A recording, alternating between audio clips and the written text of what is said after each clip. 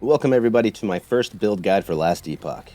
I am Arcblight, and in this video I'm going to showcase my Fire Necromancer Minion build. This build is slightly different than some of the builds out there, but also very similar to some of the builds that are out there. But for me, it's worked through most of the empowered monoliths that I've been running, and I'm pretty sure it could handle 300 corruption difficulty. Starting off with the build, I didn't have a lot of uniques to work with, so I used a lot of crafting to get me through all the way to endgame, and then I started accumulating the uniques that I needed to make this build even stronger. But this is definitely a build you can start with having nothing, and over time, hopefully you'll accumulate everything that you need to make it a really powerful build. As far as bossing, it can handle most of the bosses, except I struggled a lot with Julra level 4. She just had a lot going on, and it was very difficult to dodge all of her mechanics while also making my minions dodge the mechanics, and when they don't dodge the mechanics, they die pretty quickly. So I wouldn't say that this build can really handle that, but for all other content, it does really well. This build focuses mainly around accumulating fire damage and also stacking as much crit strike for all the minions as possible. So let's jump right into the character.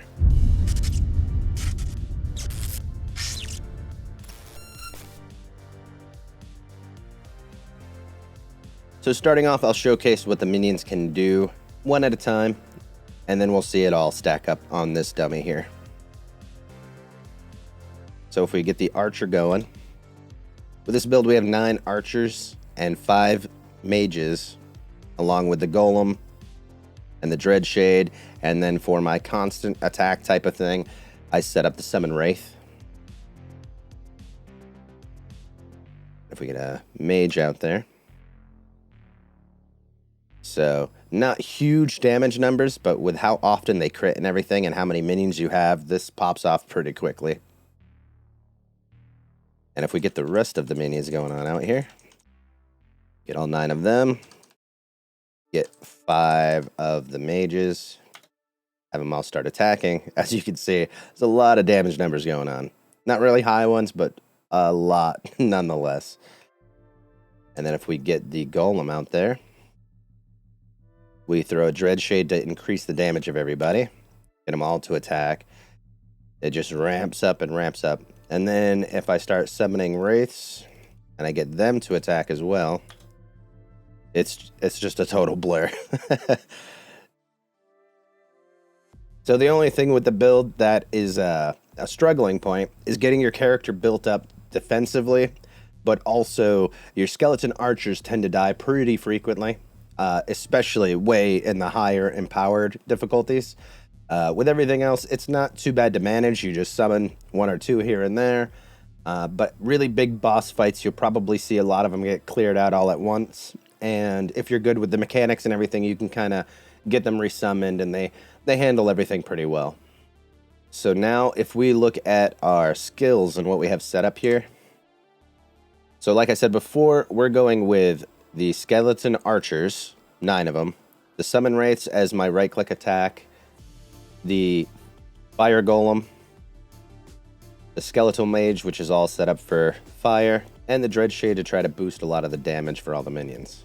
As you can tell with my skills, a lot of them are above 20, and that's because of the items that we're wearing on our characters adding to these stats. You'll have varying results with whatever gear that you have. But even 20 in each point is definitely viable with whatever build you're going with this. So starting with the skeleton archers. So I decided to go with 5 in Unholy Rage, 1 in Lone Guardian, and 1 in Mightier Than the Sword. And then over 1 so we get the fire arrows for the archers. We want to remove all the other types of skeletons because we just want to get as much fire damage as we possibly can. And I put 3 in Necrotic Conviction, 1 in Hollow Walkers so that we get more skeletons along with us. I decided to go with 4 in the Marrow Tab so that the Health Leech can try to help keep these archers alive since they die so frequently. I put 4 in Unbound Necromancy to increase that crit chance and make it even cheaper to summon them to replace them when we need to. And then 1 in the maximum number of skeletons. And then with Summon Wraith, I decided to go with this. A lot of other people go with zombie configurations or anything like that. And I'm sure any of those can really work, but this is the one I had a lot of fun with. So with the skills I decided to go into here, I put 4 into Reapers to up the necrotic damage, especially because the Dread Shade is giving even more necrotic damage to our minions. 3 into Necrotic Hunger to try to keep them alive a little bit longer. 3 in Necrotic Hunger to try to keep them alive a little bit longer and also do a little bit more damage. 2 in Wraithbringer. And then 2 in Flame Wraith. The goal is to try to get as many Flame Wraiths as possible, so getting 2 in this and then also stacking some idols that help with that bring about consistent Flame Wraiths into our build. 1 in a Spirit Link, 3 into Dawn of the Fall, and then 3 into Dusk of the Living. We're trying to stack as much crit as we can with these minions as well. And then 4 in Delay the End, so that they can survive a little bit longer and hang out with us a bit more. And then 2 in Grave Reality for the same reasons. Moving on to Bone Golem. We changed it over into Flame Golem by going in this direction, so I decided to go with 5 in Amalgam of Sentinels to try to make him a bit stronger, more survivability there. 4 in Tower of Bones so that it's even bigger and it can try to pull some of the attention away from the minions and yourself. 2 in Unnatural Speed, 1 in Amalgam of Rogues, just so we can get over into the fire area. I put 5 into Charged Bones. You can pretty much put as much as you want in here or as little as you want, and you can kind of balance between the two with Burning Bones. I put 1 in Burning Bones, but there's a lot of different build variations you can go with this. 1 in Pyre Golem, and then I put 3 in World Pyre to try to bring out that fire aura to make it a bit bigger and do a bit more damage over time. And then over in Skeletal Mage, we went with 4 in Splinter Dominion, 4 in Argonautic Speed, and then I only put 1 in the Frenzy. You can put a little bit more in there if you like to try to get a little bit more Frenzy going on with your build. And then down here, I went with 5 for Cellar Mortis to try to get more of that crit damage going on.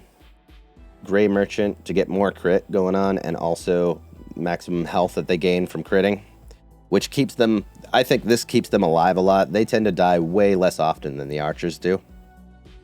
And then we got Pyromancers, which is the main goal we're trying to go with all of our minions. We're trying to go for the fire type build. And then 1 in Inferno to get more health and to get rid of all the other types of mages. We want just Pyromancers. 1 into Life Leech to try to help keep them alive a little bit longer as well. And then I threw 5 in Adaptive Spell Damage. And then on to the Dreadshade. So with Dreadshade, I put 2 in Flesh Harvest to try to increase a little bit of the buff. This was more so after I had all the other stuff picked out. I put my remaining points into this to try to help out with the buff a little bit more. I put 4 in Lingering Doom, which reduces the health decay from the enemies, but that doesn't really matter because we have a point over in Lone Watcher, which makes it so that this doesn't drain any health from the minions anymore. But with this, we got more necrotic damage to go with it. And we increased the area by 100%. This used to be bugged and not work, but it seems to be working now. And then we put 3 in Dying Coven to increase the attack speed and cast speed of our minions. And then 4 in Grim Fate to increase the area size of this even more and how much damage that it does, or how much damage that it buffs our minions with. And then down here, I put 2 in Duskheart to increase some of the damage chance.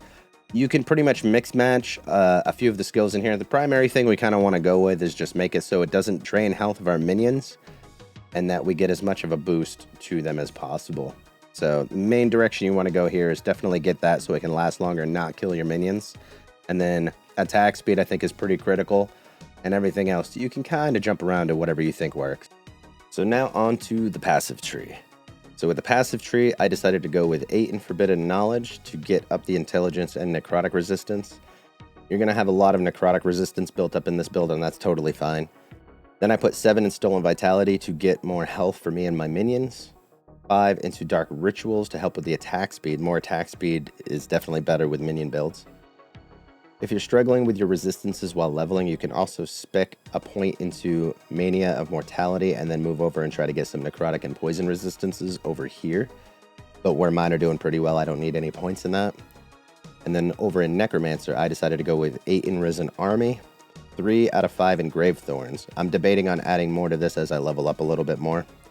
1 in Blood Armor, 10 in Mortal Tether to give our minions more health. I put 3 in Cursed Blood so that I could get over and get 4 in Aegis Fall so that my minions will do some armor shredding to do a little bit more damage. And then you want to make sure you get 1 over in Unbound Necromancy so you get 1 more number of skeletons.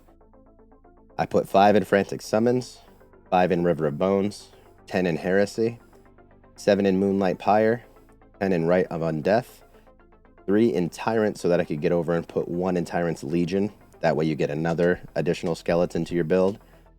8 in Cling to Life to get more health and resistances for the minions. 1 in Empty the Graves. 1 in Disciples of Necromancy to get 1 more Skeletal Mage for your build.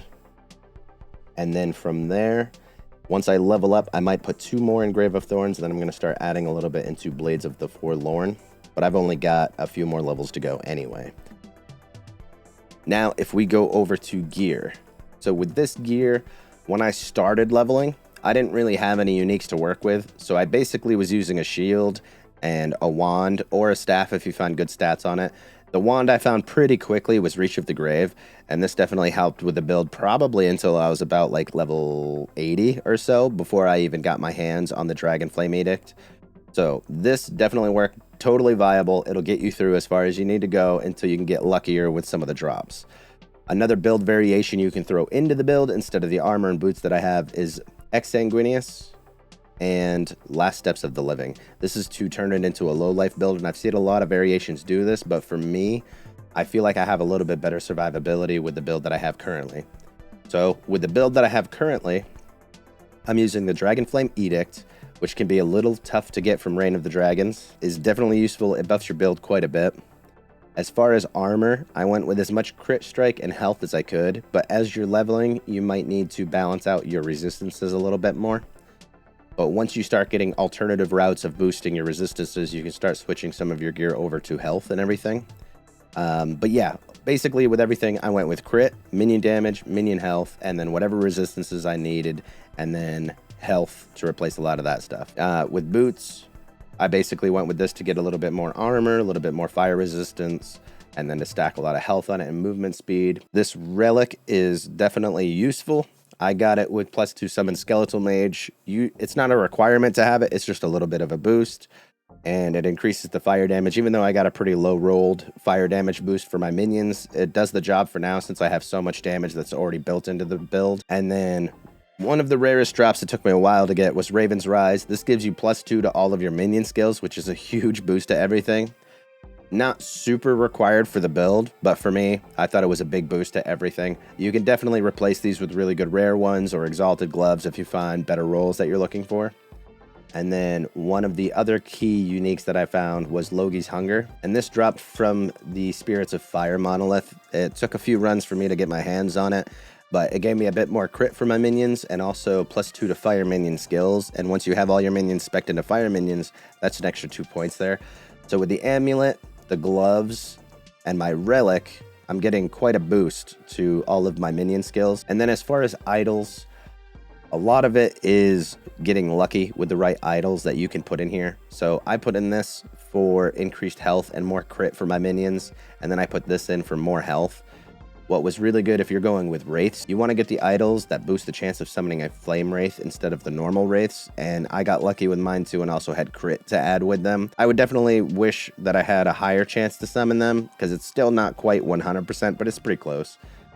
And then with this, I just threw this on for a little bit more health.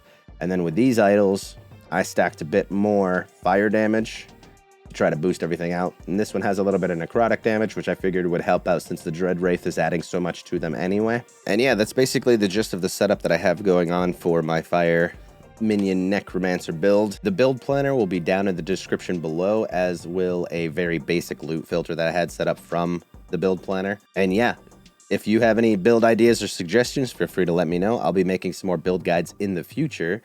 And if you're interested, you can drop into the Discord so we can chat some more, or you can catch me live on twitch.tv/Arcblight.